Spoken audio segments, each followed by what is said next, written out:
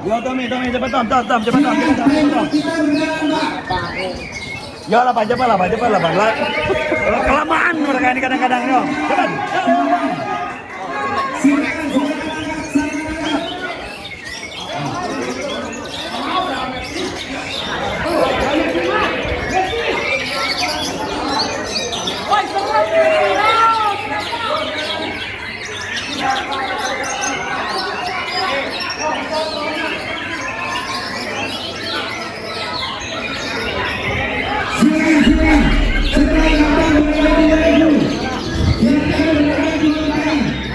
Nah, eksplorasi mendalam kita hari ini memang bakal bawa realitas yang sangat kontras.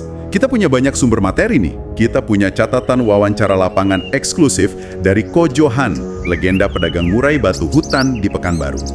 Jadi misi kita hari ini adalah ngejawab pertanyaan penting. Apa sih yang ngebedain mental burung murai batu tangkapan hutan ini dibandingin murai ternak atau murai impor keranjang waktu mereka ikut lomba? Dan tentunya bagaimana nasib mereka di tengah hutan yang terus digunduli ini kan? Ya, aktivis dan pengamat lingkungan menyebut deforestasi dituding menjadi biang kerok air bah dan longsor yang melanda Aceh, Sumut, dan Sumbar.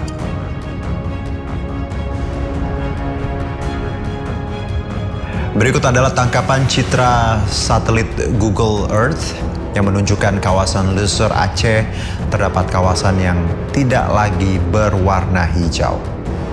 Sebagian area terlihat coklat dan sebagian lagi terlihat deretan citra pohon yang diduga menggambarkan pohon sawit. Global Forest Watch mencatat hutan primer basah seluas 320.000 hektar di Aceh hilang dari kurun waktu 2002 hingga 2024. Artinya dalam periode tersebut Aceh kehilangan 860.000 tutupan pohon, setara dengan 17% dari wilayah tutupan pohon pada 2000.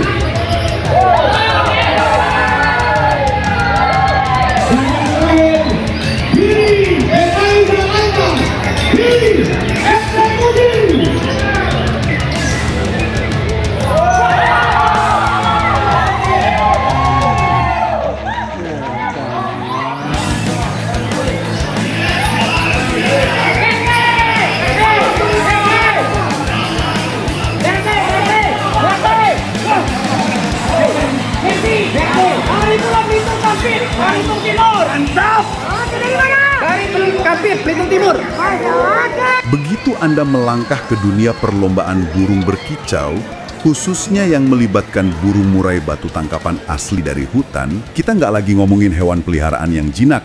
Kita ini lagi ngelihat langsung ke dalam mata seekor penyintas hutan rimba, seekor gladiator yang bawa trauma, berkarakter liar, dan menu makannya tuh di luar nalar. Iya, bayangkan saja mengonsumsi 50 ekor jangkrik berbulu tajam secara utuh setiap harinya. Betul banget. Mari kita mulai dari kondisi di lapangannya dulu deh, karena tanpa paham habitatnya, kita nggak akan ngerti biologi burung ini. Oke, silahkan. Sindo News nyebutin apa tuh? Laporan investigasinya tuh ngasih data yang bikin merinding sih. Kawasan hutan primer di Sumatera, khususnya ekosistem Luser di Aceh, itu rusak parah. Tercatat ada sekitar 320.000 hektar wilayah hutan yang hilang. Tunggu, 320.000 hektar? Itu luas banget loh. Luas banget. Kalau dilihat dari tahun 2002 sampai 2024, itu artinya 17% tutupan pohon di sana lenyap. Wah, 17%. Menguap gitu aja dalam 2 dekade. Terus laporan itu kan nyebutin soal pembukaan lahan sawit masif ya? Iya, ekskavator masuk, meratakan kontur tanah, dan secara langsung ngehancurin daya serap air alaminya. Hutan primer itu kan ibarat spons raksasa ya. Bener, spons yang nahan air hujan. Nah, pas spons itu diganti sama tanaman monokultur kayak sawit, tanahnya kan lebih padat. Air hujan nggak ada yang nahan. Makanya kita lihat efek dominonya. Banjir bandang parah di Padang, Sumatera Utara. Sampai kayu-kayu gelondongan besar ikut tersapu arus sungai dan menghantam pemukimannya. Serem banget dampaknya. Sangat menyeramkan. Dan kerusakan ini sebenarnya punya kaitan langsung sama topik utama kita. Iya, soalnya hutan dan sungai yang hancur inilah pabrik pencetak burung murai batu kasta tertinggi itu kan. Coba deh kita bandingin sama burung impor. Ah, yang sering disebut murai keranjang dari Malaysia itu ya? Betul. Kalau murai impo ini dari yang saya baca, bentuk dan warnanya itu identik semua. Kayak diproduksi massal di pabrik. Tapi murai liar Indonesia ini unik banget. Nah, ini temuan menarik dari wawancara Ko Johan. Identitas fisik dan karakter murai hutan sejati itu ternyata tidak ditentuin dari gunung mana dia berasal. Oh ya, terus dari mana dong? Dari aliran sungai kecil tempat mereka menetas dan cari makan. Oke, mari kita urai perlahan nih. Jadi Anda ngasih tahu saya, kalau genetik dan karakter burung ini berubah cuma karena mereka hidup di bantaran sungai yang beda. Iya, sespesifik itu. Wah, ini persis banget kayak konsep terroir pada perkebunan anggur loh. Di mana tanah beda bikin rasa wine beda. Gimana ceritanya lingkungan bantaran sungai bisa ngubah fisik burung? Analogi terroir itu pas banget sih. Jadi Ko Johan itu metain kalau induk sungainya itu adalah Sungai Wampu di Sumatera. Nah, dari situ ada anak-anak sungai, salah satunya Sungai Bohorok. Oke, aliran Bohorok, apa yang spesial di situ? Struktur tanah di Bohorok ini secara geologis tuh lebih panas. Karena tanahnya panas, jenis vegetasi dan serangga yang hidup di sana juga spesifik. Serangganya itu punya kandungan pigmen melanin dan karotenoid yang sangat padat. Jadi makanannya ngaruh? Bener, waktu anakan murai makan serangga ini tiap hari, pigmennya numpuk di folikel bulu mereka.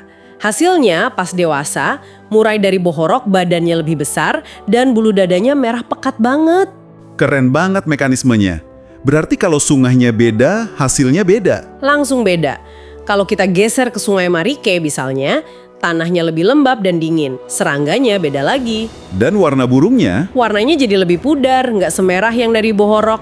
Jadi rantai makanan di radius sungai itulah yang jadi semacam kode batang alaminya. Wah, alam tuh emang luar biasa ya ngebentuk fisiknya. Tapi kan selain fisik, lingkungan ekstrim ini pasti ngebentuk otak mereka dong. Maksudnya, pemikat burung aja harus masuk berhari-hari ke wilayah harimau dan gajah cuma buat nangkap mereka. Tentu saja, secara psikologis mereka itu bawa trauma bertahan hidup. Nah, ini yang bikin beda banget sama murai ternakan kan? Rutinitasnya stabil. Mereka nggak kaget lihat manusia karena dari netas udah disuapin pakai pinset. Suaranya juga beda ya kalau nggak salah.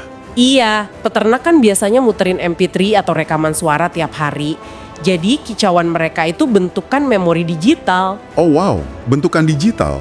Beda banget sama murai hutan yang otaknya isinya ancaman terus.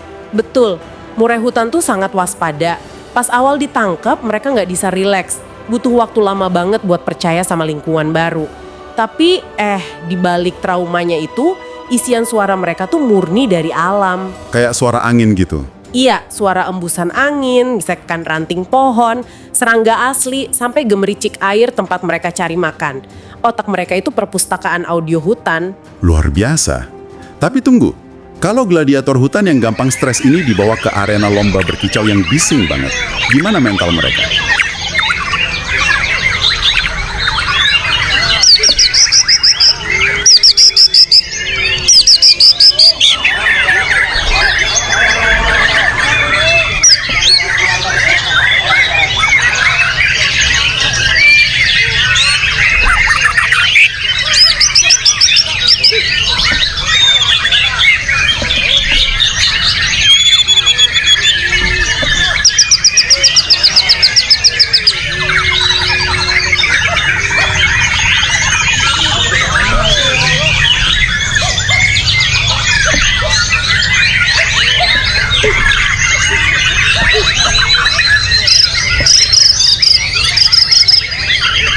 Nah, pas dibawa ke arena, disitulah mental aslinya benar-benar teruji. Di arena kan banyak burung digantang tinggi-tinggi, orang teriak-teriak. Iya, tekanannya bila banget pasti. Buat burung yang sekedar takut keramaian, mereka biasanya cuman gelisah, lompat-lompat, nabrak sangkar, tapi masih mantau musuh. Tapi ada kondisi mental yang benar-benar hancur, yang disebut matung. Matung? Kayak jadi patung gitu? Secara harfiah iya, burung itu diem membatu, lehernya ditekuk, matanya kosong, nggak bunyi sama sekali. Kasian juga ya lihatnya. Itu kan respons freeze dari sistem saraf mereka. Otaknya ngebaca ancamannya terlalu besar dan nggak ada jalan lari.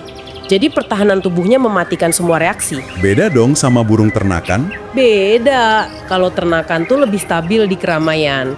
Performanya konsisten, walaupun mungkin kurang meledak-ledak. Tapi murai hutan, kalau udah berhasil adaptasi dan percaya diri, agresi dan mental tarungnya itu nggak ada matinya. Disinilah bagian yang sangat menarik menurut saya. Perbandingannya tuh kayak musisi klasik lulusan sekolah musik top ngelawan musisi jalanan otodidak. Wah, analogi yang bagus tuh. Ya kan? Yang satu sangat teknis, rapi, belajar dari partitur atau MP3, tapi yang dari jalanan ini punya jiwa dan agresi yang lahir dari kerasnya penderitaan hidup di hutan. Bener banget, jiwanya beda. Tapi tunggu deh, bukankah merawat burung yang bawa trauma gini sangat merepotkan para pemain lomba? Kenapa mereka mau repot-repot? Karena mereka ngincar ledakan mental yang liar itu.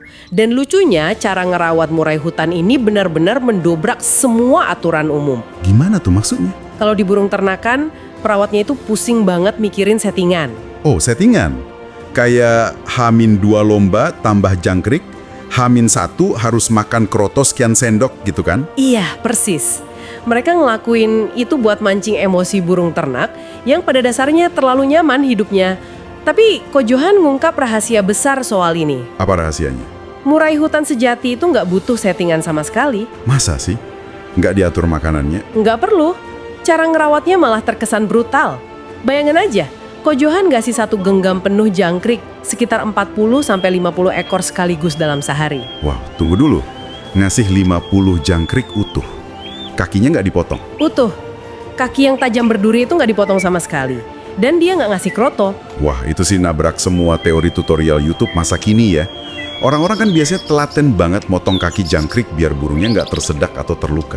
Ya kalau anak lu mana ngerumin harus gitu. Tapi kan di alam liar nggak ada yang motongin kaki jangkrik buat mereka. Iya juga sih, masuk akal. Lambungnya udah beda ya. Betul, sistem pencernaan mereka udah berevolusi buat ngehancurin duri dan cangkang serangga. Dan soal kroto, kalau mereka dikasih kroto dan perutnya terlalu kenyang, insting bertarungnya malah mati. Oh, jadi mereka bertarung di arena lomba itu murni karena insting lapar dan penguasaan teritori ya? 100% karena itu. Kenyang dan nyaman itu musuh bersama gladiator hutan. Wah, awalnya terdengar ngawur tapi logikanya bener-bener masuk akal. Kita emang nggak bisa nerapin aturan anak rumahan pada gladiator rimba. Ada fakta mengejutkan lain nggak dari perawatannya Ko Jojan ini? Ada, soal usia kematangan mereka. Di olahraga manusia, atlet muda kan fisiknya paling prima ya. Tapi murai hutan baru mencapai usia matang petarung itu justru di umur 4 tahun ke atas. Oh iya, berarti telat banget matangnya. Terus kalau udah makin tua gimana? Kalau di atas 6 tahun, metabolisme mereka mulai melambat. Efeknya, waktu mereka mabung atau ganti bulu, itu butuh waktu lama banget buat pulih. Bisa berbulan-bulan di dalam kerodong. Wah, berbulan-bulan nggak bisa ikut lomba dong? Iya, istirahat total.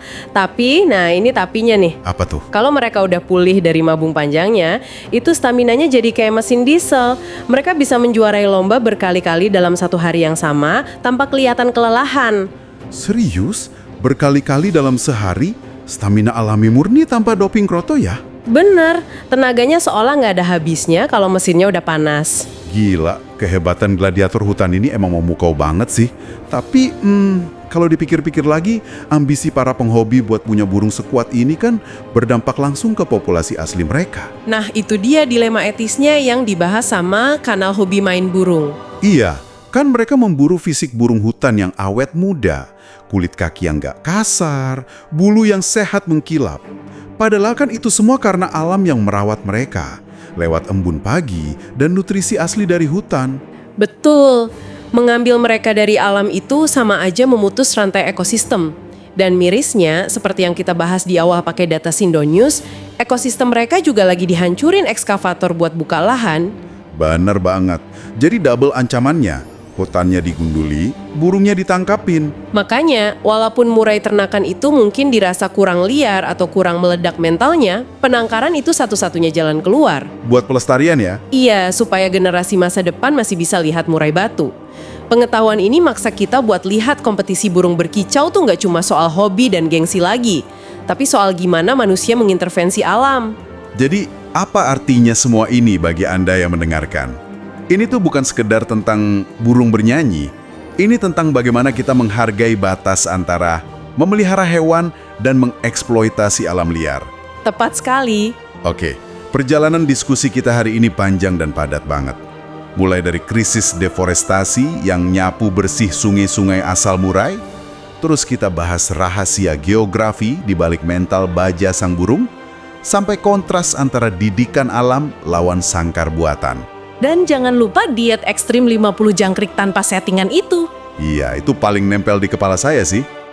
Nah, sebelum kita berpisah, ada satu renungan tajam dari semua sumber kita hari ini yang mungkin bisa Anda pikirkan sendiri. Melihat hutan yang terus digunduli dan diubah jadi perkebunan atau perumahan, pertanyaannya adalah, jika suatu hari nanti hutan Sumatera benar-benar sunyi, apakah suara asli murai batu itu hanya akan jadi legenda yang direkam di MP3, sementara yang tersisa di dunia ini hanyalah burung-burung ternakan yang nyanyiin lagu yang mereka hafal dari mesin elektronik?